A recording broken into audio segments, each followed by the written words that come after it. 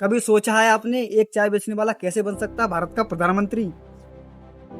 एक गरीब लड़का जो स्टेशन पर चाय बेच रहा था वो आज भारत का प्रधानमंत्री है। मैं बात कर रहा हूँ नरेंद्र मोदी जी की, जो इस समय प्रेजेंट में भारत के प्रधानमंत्री हैं। तो आज हम उनकी कहानी के बारे में विस्तार से चर्चा करेंगे, बनी रहिएगा वीडियो में।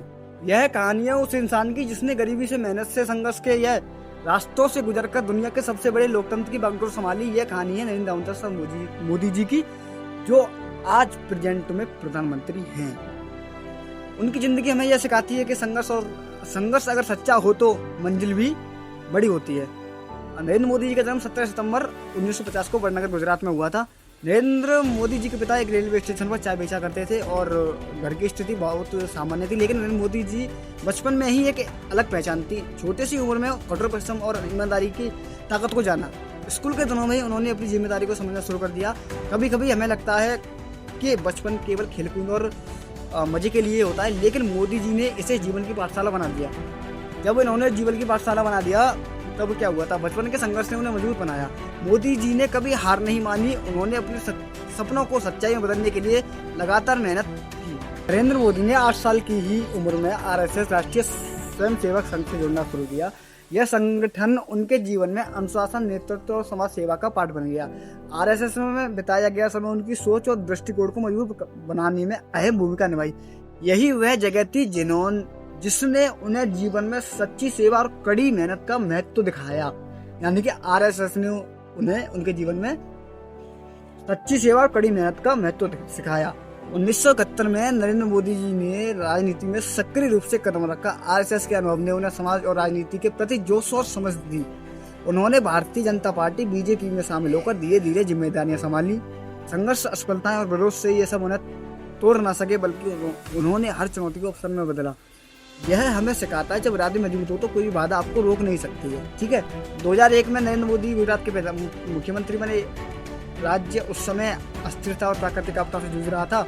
मोदी जी ने साहसिक और दूरदर्शी निर्णय लिए, जो न केवल उनकी ईमानदारी और क्षमता दिखाते थे, बल्कि जनता के बीच उनका विश्वास भी बढ़ाते थे। यह वह समय था जब देश ने महसूस किया कि यह नेता वास्तव में परिवर्तन लाने वाला है।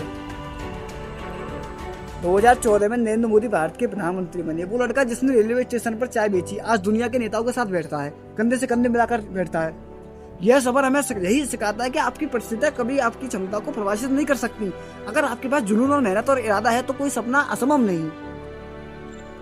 प्रधानमंत्री बनने के बाद मोदी जी ने देश को बदलने के लिए कई पहल की। स्वच्छ Bharat, digital India, make in India और अनेक अन्य योजनाएं, जैसे कि प्रधानमंत्री उज्ज्वला योजना है और आप फ्री राशन मिल रहा है आपको, और आवास योजना है, और बहुत सारी ऐसी इत्यादि नई योजना बनाई थी। ठीक है। उनका उद्देश्य केवल सत्ता पाने का नहीं था, बल्कि देश और जनता के लिए भविष्य को संवारने का था।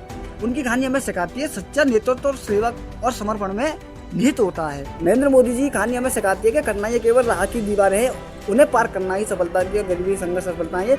ये सिर्फ जीवन की परीक्षाएं है। अगर हौसला मजबूत हो तो निरंतर हो, लक्ष्य साफ हो तो कोई भी इंसान जिंदगी बदल सकता है।